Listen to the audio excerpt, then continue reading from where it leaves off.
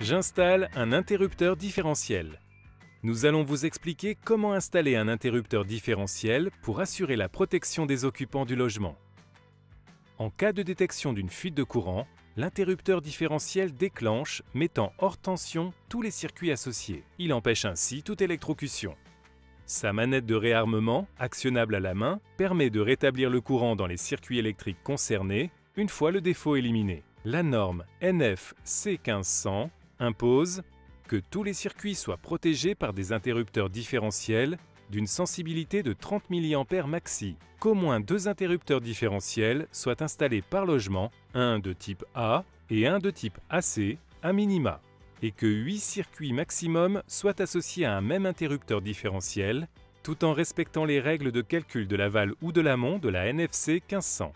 Commencez par déterminer l'interrupteur différentiel dont vous avez besoin. Le choix se fait en fonction de 2 critères. Premier critère, les circuits concernés. Installez un interrupteur de type AC pour protéger les circuits classiques. Prise de courant, lumière, volet, four, chauffage électrique, chauffe-eau et lave-vaisselle.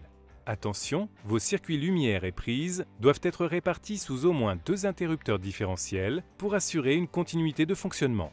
Installez obligatoirement un interrupteur de type A pour protéger les circuits spécialisés lave-linge, plaques de cuisson et prise de recharge pour véhicules électriques. Le type A convient également pour les circuits classiques. Pour une efficacité optimale, optez pour un interrupteur différentiel de type F, quel que soit le circuit. Le type F est en particulier recommandé pour protéger un circuit prise de recharge pour véhicules électriques ou des circuits alimentant des appareils sensibles aux micro-coupures, tels que les congélateurs ou les télévisions. Le symbole du type d'interrupteur différentiel figure sur la face avant du produit. Deuxième critère, l'intensité requise, aussi appelée calibre. La NF C1500 impose le respect d'une de ces 2 règles. La règle de l'amont, l'intensité de chaque interrupteur différentiel doit être supérieure ou égale au calibre du disjoncteur d'abonné. La règle de l'aval, sur une même rangée du tableau, l'intensité de l'interrupteur différentiel doit être supérieure ou égale à 1 fois la somme des intensités des disjoncteurs alimentant les circuits chauffage électrique, chauffe-eau et prise de recharge pour véhicules électriques, plus 0,5 fois la somme des intensités des disjoncteurs des autres circuits. Par exemple, pour une rangée comprenant un disjoncteur 20 A pour un circuit convecteur, un disjoncteur 16 A pour un circuit prise et un disjoncteur 10 A pour un circuit lumière, l'interrupteur différentiel doit être de calibre égal ou supérieur à 33 A. Il faut donc en choisir un de 40 A. Maintenant que votre interrupteur différentiel est déterminé, vous n'avez plus qu'à l'installer. Un interrupteur différentiel s'installe en tête de rangée dans le tableau électrique, en amont des disjoncteurs qui lui sont associés. Assurez-vous d'avoir un espace vacant sur votre tableau.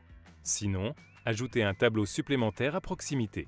Comme avant toute intervention, coupez le courant via le disjoncteur d'abonné et assurez-vous de l'absence de tension à sa sortie.